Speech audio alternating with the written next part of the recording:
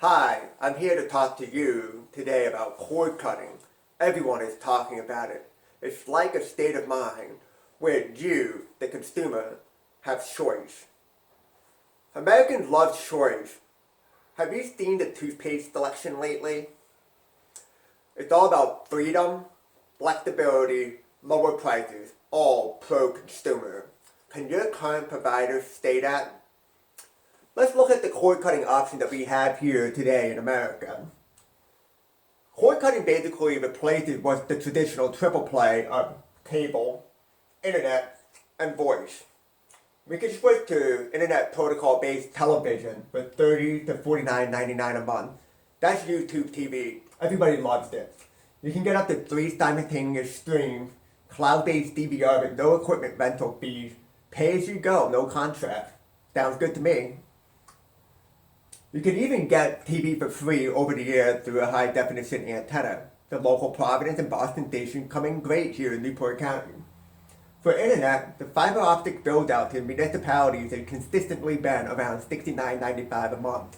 That gives you 1 gigabit per second, 1,000 megabits per second download and upload speed. No data caps, net neutrality is honored. For voice, if you already have a cell phone, you probably don't care about this. You're probably dropping $0 a month. For the sake of completeness though, I'll put in something called $12.99 a month for outbound 400 minutes to anywhere in the US and Canada.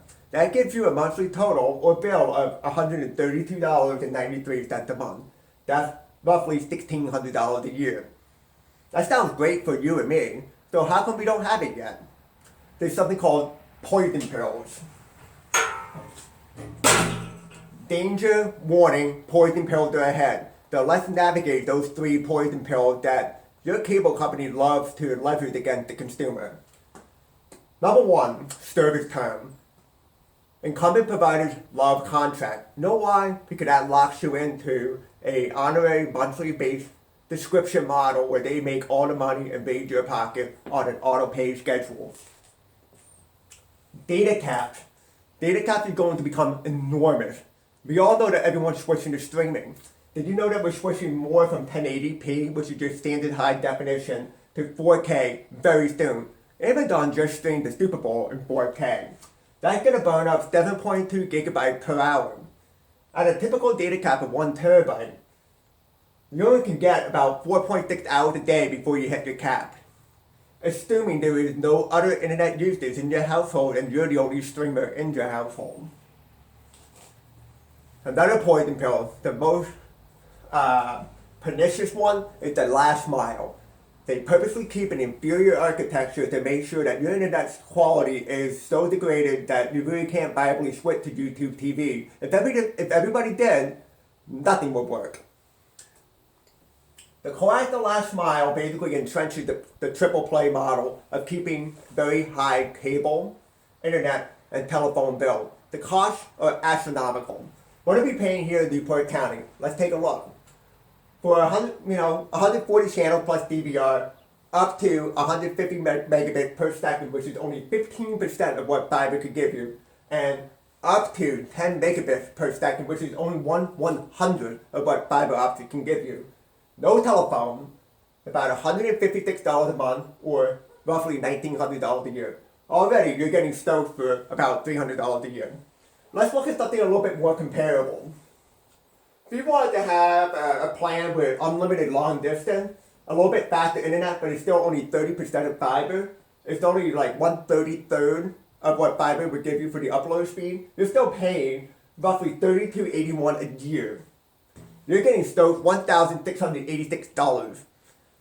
In a later talk, I'm going to talk to you about how every household in Portsmouth can get fiber optic deployment for less than $1,000 per kilometer. So already we're ahead almost $700.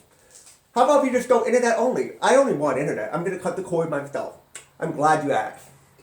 If you have no cable, no phone, up to 940 megabits per second, that's only 94% of what fiber can give you, and 35 megabits per second upload speed, which is only 1/28th of what fiber optic can give you, and that's an upload, or that's an up to speed, you're still paying $119 a month, which is $1,439 a year, And if you want to add on your YouTube TV and maybe a phone plan for VoIP, you're only coming out $92 a year. So sad to say, with inferior internet, let's grab an umbrella because we are getting stoked. You get the point.